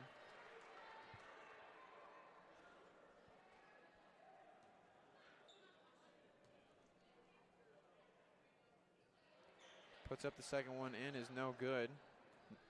0 for 2 on those as a quick pass down the lane for Ashland. Throws it back out to Roshek for the triple. The All-American here starting to get hot. Yeah, she has had points on both of the last 2 possessions for the Eagles as they force another turnover. Another quick bucket attempt for the Eagles. The ball is hit out of bounds there by Liv Becker, and the ball will stay with Ashland. Good job there by Becker to get back to the play and put the ball out of her hands. And the ball is thrown from underneath the basket, finds the All-American, lined it up straight away from 3 and nails it. You just can't leave her alone in three-point land. You cannot. Annie Roshak had 20 points and 6 rebounds against the Greyhounds last year, as she finds another bucket here. And once she gets going, she's going to be very tough to stop. Yeah, she has 11 on tonight. Bucket does not count here.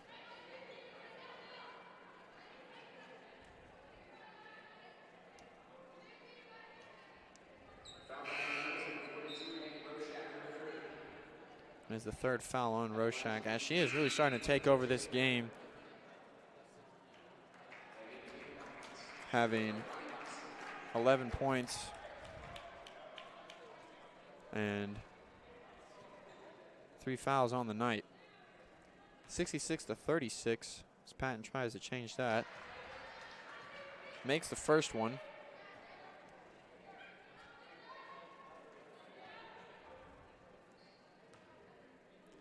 Patton from Penn High School. She was the top 60 senior in Indiana. She set the school record for most games won in her 4 years. She has 10 points now tonight.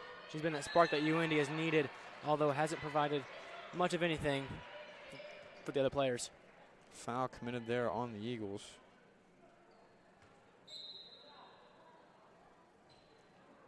Ball will stay with them as they try to score one more time before the the third quarter is over.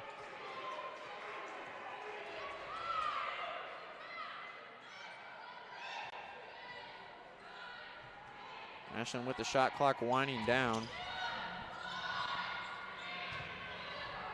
Puts it up with the right hand is Zoe Miller, and it goes in. Clock ticking down here for the Greyhounds. Can't get the ball inbounded. 3 seconds remaining. 2-1. Half-court shot. Gets it off in time. Just rims out. And that is how the third quarter will end. 68-38. Still in favor of Ashland, and they have been in control all day. You are watching UINDY TV, or we are going down to Sydney Smith on the sideline for an update. Thank you, guys. The roars of the crowd have been intense during this third quarter as the game comes to a close. The Hounds are still working to put up a fight to take back that victory, but the pressure is definitely taking over the Hounds, as the Eagles have scored 26 points in this quarter alone. Lots of fouls have been called on the Eagles, though, this quarter, giving the Hounds the advantage of being able to shoot some free throws, so they have put a little bit of points up on the board. Let's see how this game progresses into the fourth quarter here on UINDY TV and on the GLVC Sports Network. Jake, who you got? Tennessee, Georgia. Georgia, easily, man. Come on, Tennessee's 8.5-point dogs. Easiest spread of all time. How? Because they're good, and Georgia's played nobody. At least Georgia has a defense. Oh, come on. You're an IU fan. Your opinion doesn't matter. My opinion doesn't matter. The only thing you know as a Purdue fan is how to lose to a 15 seed in the March Madness tournament. We're bowl eligible, my guy. Are you? Make sure to tune in to Last Call Monday nights. We'll talk about Division I football, give you plenty of UINDY sports, some interviews in there as well, and then plenty of pro sports, whether it be NFL, MLB, the whole shebang. Yeah, and there's at least one guy that knows what he's talking about.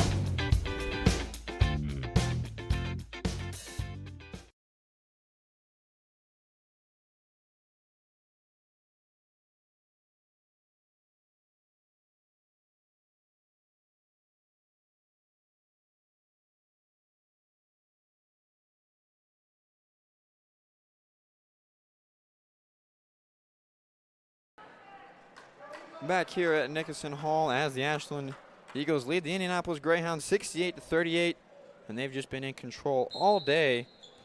Really, they have had no answer for the Eagles' offensive attack.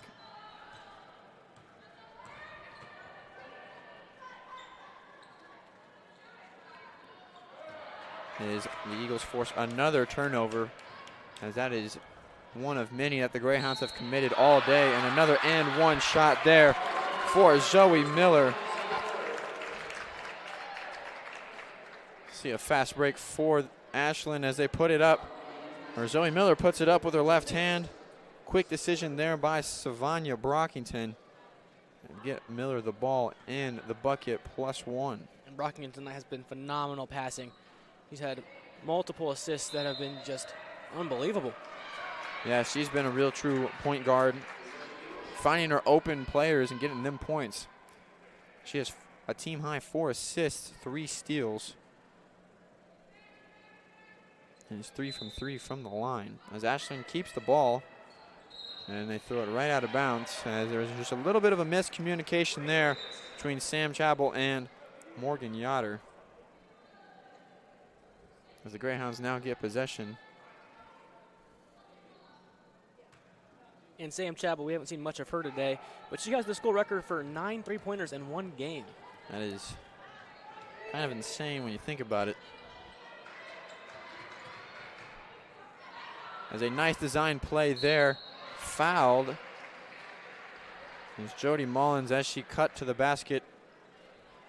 A nice cut there by Mullins.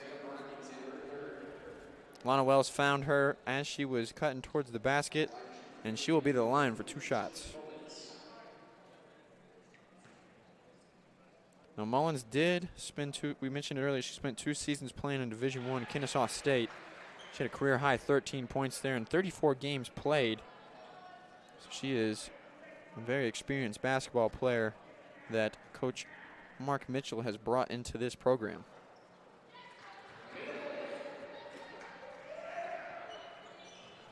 Makes her second free throw there as Ashland moves fast up the court.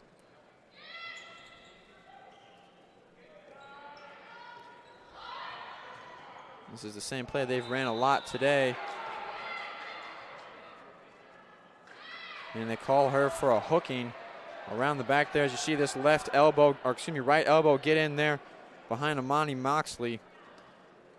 And that's how she gained advantage to score that basket, so that will not count as Greyhounds get the ball and they move it up court. Jada Patton with the hard ball move.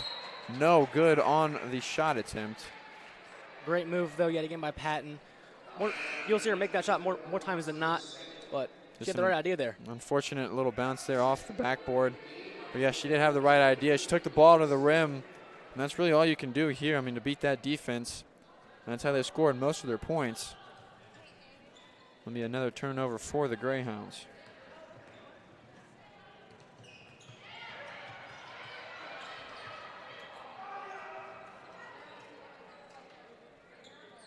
Get the ball down low to Haley Smith. Puts it up. Rebounded by Moxley. And they've run that same play time and time again.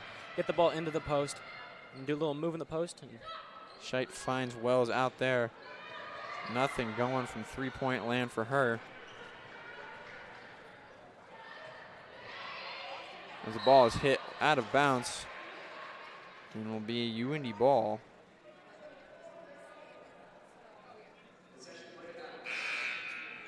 These two teams played last year and Ashland won 59-45.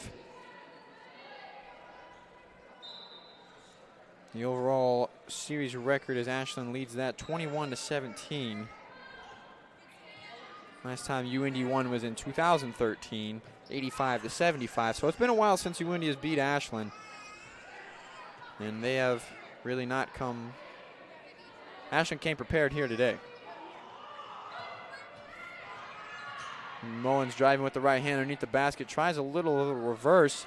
Nothing going for her. As Ashland's moving in transition fast. This will be Sarah McKee. Puts it up with the right hand and is good. And Ashland is continuously getting those runners into the lane wide open. They're just beating out their defenders and outrunning them. It's just transition offense and transition defense for UINDY has just been not very good here today. Trying to find Moxley down low. Finds Scheit open for three. Nails it. An open three. Like it an open UINDY. 3 for Scheit in the right corner. And that's what they really needed for this entire game. They just haven't found it yet. And there's that play again. We're doing it over and over again. Get the ball into the post. Have the post player do a little move to the right and then back to the left. Get the easy layup. Yeah, run the ball around the three-point line, suck the defenders out of the lane, and then just throw it down low to the open player.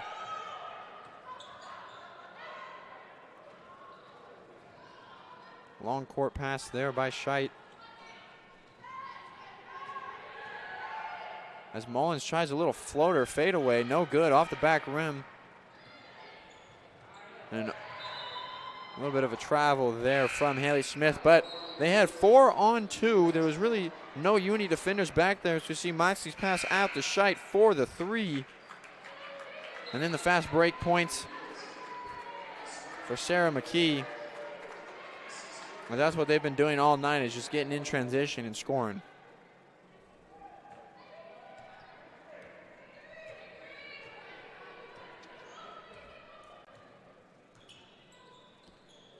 As newly entered for the Greyhounds, Tazi Kokobot. Madison Jones also checks in as well. Same with Caroline Jakaitis. We see Jada Patton come up with her left hand there and get a couple of points. She's been a spark to this UINDY team. We've said it time and time again. She is 9 now. And she's a freshman that might see more and more playing time after what we've seen here today.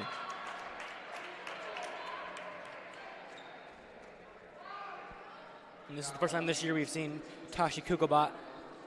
She entered the game for the first time this year.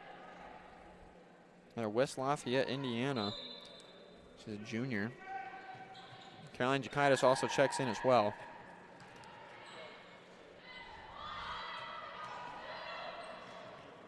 Patton with the all-ball rejection there. Like we were talking about, I mean, she's earned some more playing time here today, as we've seen. She's really been she's the team leader in points and field goals made. She's also been in the free throw line the most. So, I mean, she's really been that player that has tried to change it up a little bit. They're just kind of too late for that.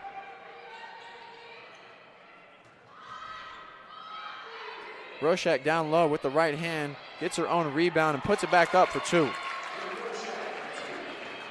Roshak with 18 now. And she can do a bit of everything at 6'1". She can rebound, she can score, she can pass. And that's why she's an All-American. Patton for 3. A little bit too strong and rebounded by Roshak.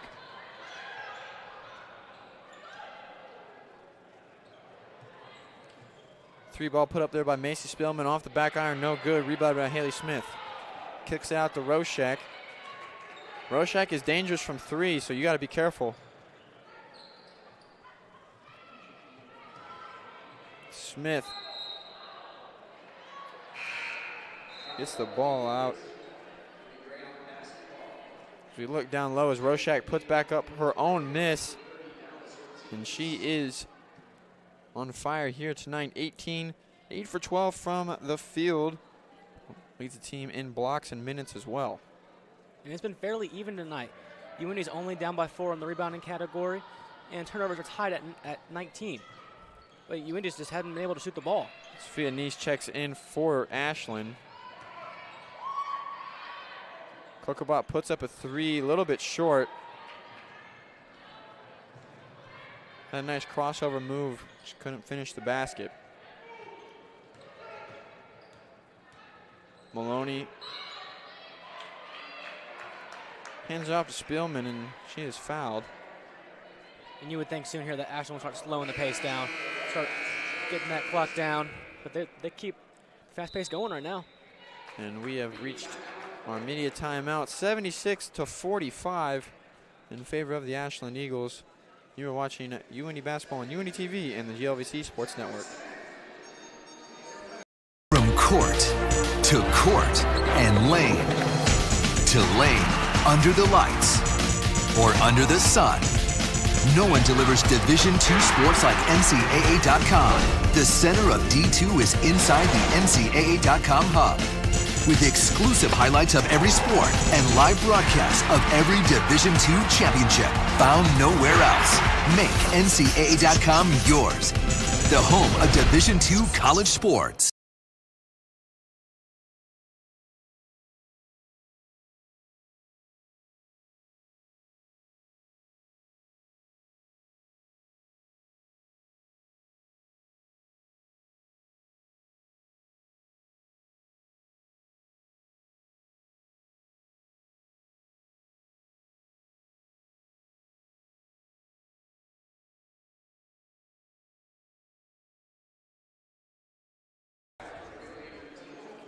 76-45 in favor of the number 5 ranked team in the country. And the Ashland Eagles have come to play here today, led by Annie Roshak with 18 points on the game. And she has had a game-high 18 points. The team leader is Jada Patton for the Greyhounds with 11. Coming off the bench has really been the spark to this team. And she has tried as hard as she could to try and bring them back.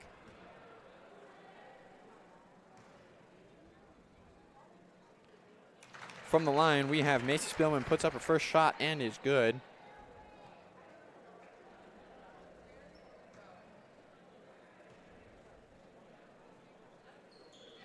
And nails the second one.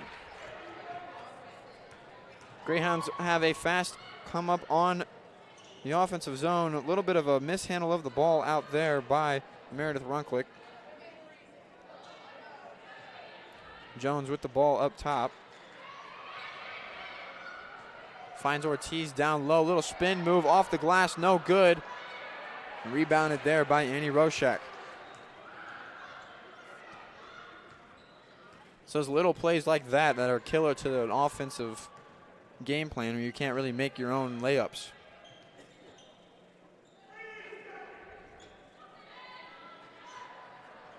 Deep three out there by Sophia Neese, who has just checked in. Sophia Neese had her first points of the year for Ashland. She is a freshman. She puts up a deep three there. She averaged 12.6 rebounds and 4 assists in high school. She's first team District 6 in Ohio. Ortiz puts up the easy little right-handed floater. Bring her up to 4 points on the afternoon. Timeout taken by Ashland. And we see Neese's first points of the year right there as she drills that three-point shot. This is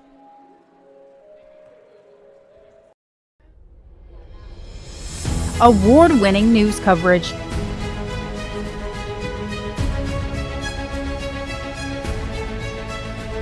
Brought to you by ethical journalists that care about you.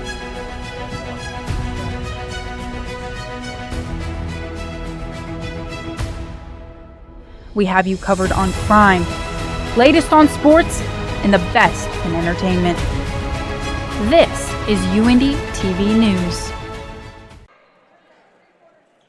welcome back inside Nickerson Hall. Drew Henke alongside Jace Hodge as the Ashland Eagles lead 81-47 over the UINDY Greyhounds here this afternoon. Neese brings the ball up, newly entered, and just scored her first points of the year. And a travel is called on Macy Spillman. We had plenty of travels tonight. Players are just losing their footing. Yeah, it's something that you got to be wary of. I mean, the turnover game for both teams have not been pretty. Both teams with 21 turnovers on the afternoon, which is, I don't think either coach is really going to be happy with. As Jones takes a fall, but is recovered by Jakaitis.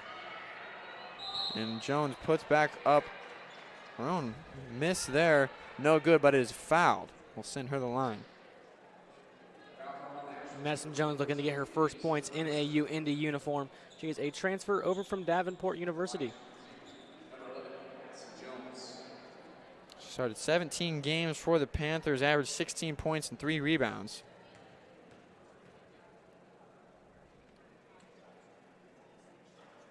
Gets that one to fall in there.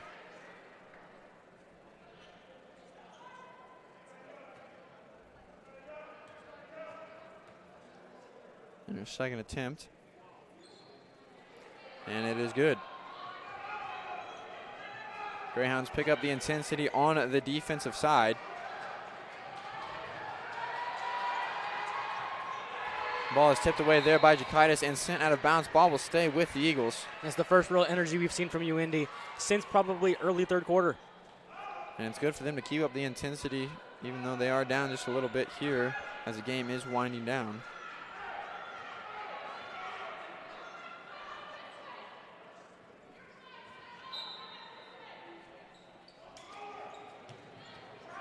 There's a little bit of communication there from the Greyhounds. Spielman down low, kicks it out to Zoe Miller. Push there by Jakaitis will be called.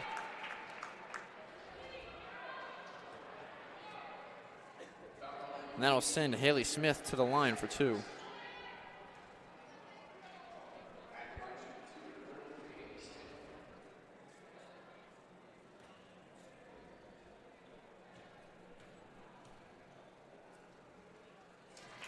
And she nails her first one.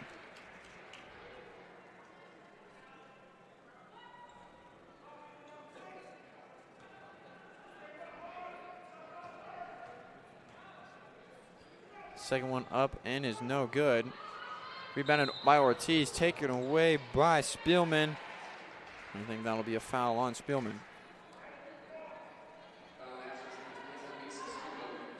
You would think here in the closing stages, UIndy wants to get something to take out of this game, something to move forward with, something. Jones bringing the ball up the court. Mentioned she's a transfer from Davenport. Misses with that right hand there, but it fights for the rebound. Ball will stay with the. Nope. Official changes his call, and it'll be Ashland ball.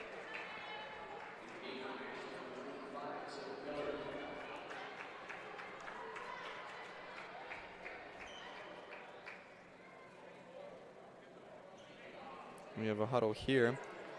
Greyhounds have looked a little bit more alive here in the second half than they did all of the first half. I mean, they've been a little bit more intense on the defensive side. They've been attacking the basket on the offensive side. What do you think that's a test to, Jace? I just think that during halftime, Mark Mitchell definitely told his team to bring some more pressure.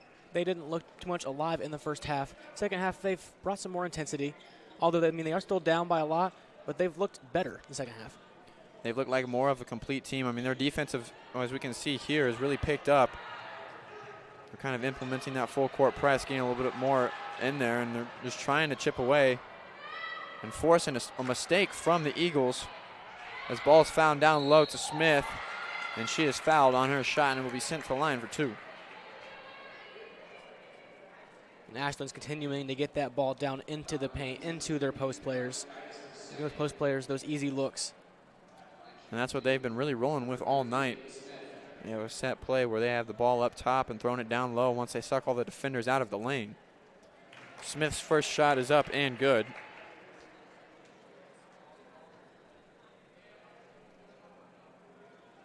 Smith is a 63% free throw shooter on the season so far. I mean, she played in 30 games last year, started 4. She missed all of 2021 with an injury, so last year was kind of a redemption year for her. She had 12 points and 8 rebounds in their win against Wayne State. Rebounded by Jakaitis, gets it up to Scheidt. Scheidt finds Kokobot. Makes a 3, but a charge is called, so don't count that basket. It's a tough call there for UIndy. Would have been Kokobot's first points of the year. There's a charge there on Scheidt. Running into the lane, and kind of nothing you could have done about that if you were Kokobot making that shot.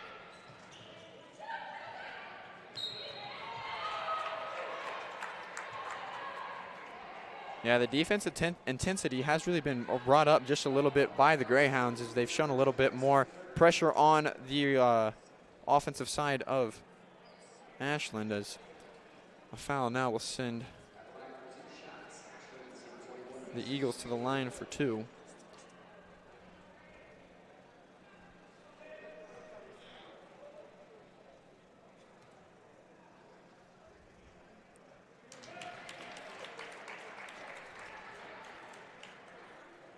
Makes the first one.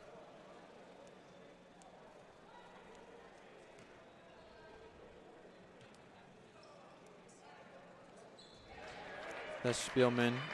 Makes the second.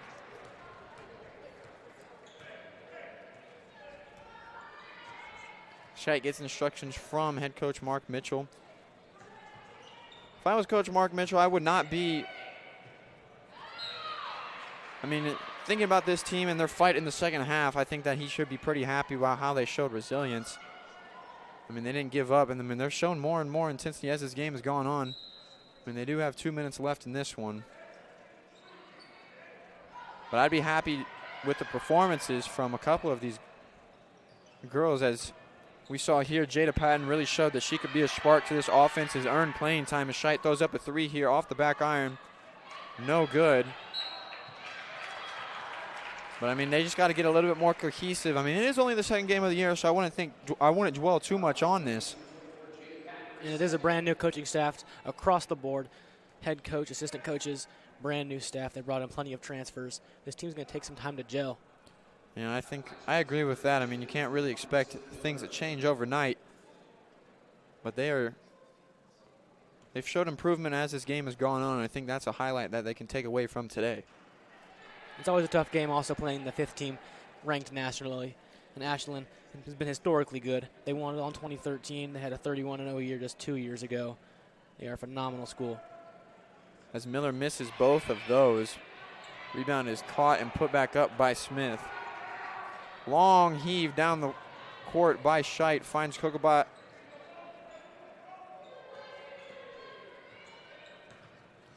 And Scheidt fakes the 3, finds it down low to Patton. Patton with the underneath move, no good. As Ashland might have gotten away with the travel there. Smith thought about a 3, pulls it back.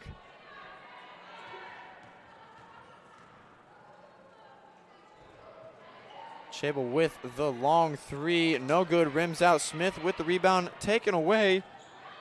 Zoe Miller with the left hand puts it up and good. There's those post moves again. Just under a minute to play here, 87-49 in favor of the Eagles, as it has been all night. As Scheidt brings the ball up. Another turnover there for the Greyhounds. That was Macy Spielman to force that one. As something foul is called there. Ball will go back to UIndy.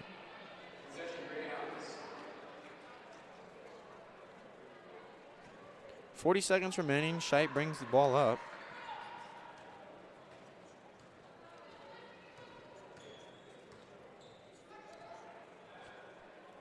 Jones finds Kokobot down low. Hits underneath the backboard. A really awkward shot there as Greyhounds retain possession of that as Jones drives with the right hand off balance and is called with the push off. I mean, UIndy really had a slow start to this game, only 3 points in the first quarter. And they really started to pick it up, 18-17 in those middle 2, and Ashland really has stayed consistent the entire time. There's nothing really you can do to stop that, especially when you start with only 3 points in the game. As we hit 10 seconds to go, Ashland will come away with a win here today, 87-49, and they showed here why they are ranked number 5 in the country. As UIndy's next game will be against Hillsdale on Wednesday, and then it's a team that they have played before, and it's just something that they have to look forward to here. Ashland's next game is against Saginaw Valley State. I think that will be next Wednesday as well. Ashland now leads the all-time series 22-17. As we... I'm Sydney. Sydney? Hey, Sydney. Nice to meet you. Nice to meet you. All right, they're going to let us know when we're ready to go. As we head down to Sydney Smith with Coach Mark Mitchell. I'm down here on the court with Coach Mark Mitchell. The Hounds definitely put up a strong fight today to get some points up on the board, but what kinds of offensive challenges did you see from your team today? Well, it's the same story, different day. We don't take care of the basketball. We turn it over too many times, and what teams are doing is getting points off of turnovers on us. Other than that, I think we played pretty tough. but we just can't give the ball away. For sure, yeah. They definitely put up a strong fight today, and we are all super proud to see that they did that. But what kinds of things do you think you will take in preparation for the next game after today's loss? Well, we're going to get back to the drawing board and get back to basics and basic ball handling drills, passing into the post, and just taking care of the basketball. I think that's our number one Achilles heel right now is turnovers. If we can limit our turnovers, I think we'll be in every game. For sure, yeah. Thank you so much for your time, and thank you for tuning in on UINDY TV. 87-49 is your final here from Nickerson Hall, and we are close to becoming on this next game here from Hillsdale. Can you give us a little bit of a preview? Yeah, so UINDY and Hillsdale, they've played before. They will play on Wednesday back here at Nickerson Hall. And UINDY will look to get their first win on Wednesday. And that'll do it from here at Nickerson Hall. 87-49 is your final. For Drew Ranke and Jace Hodge, so long.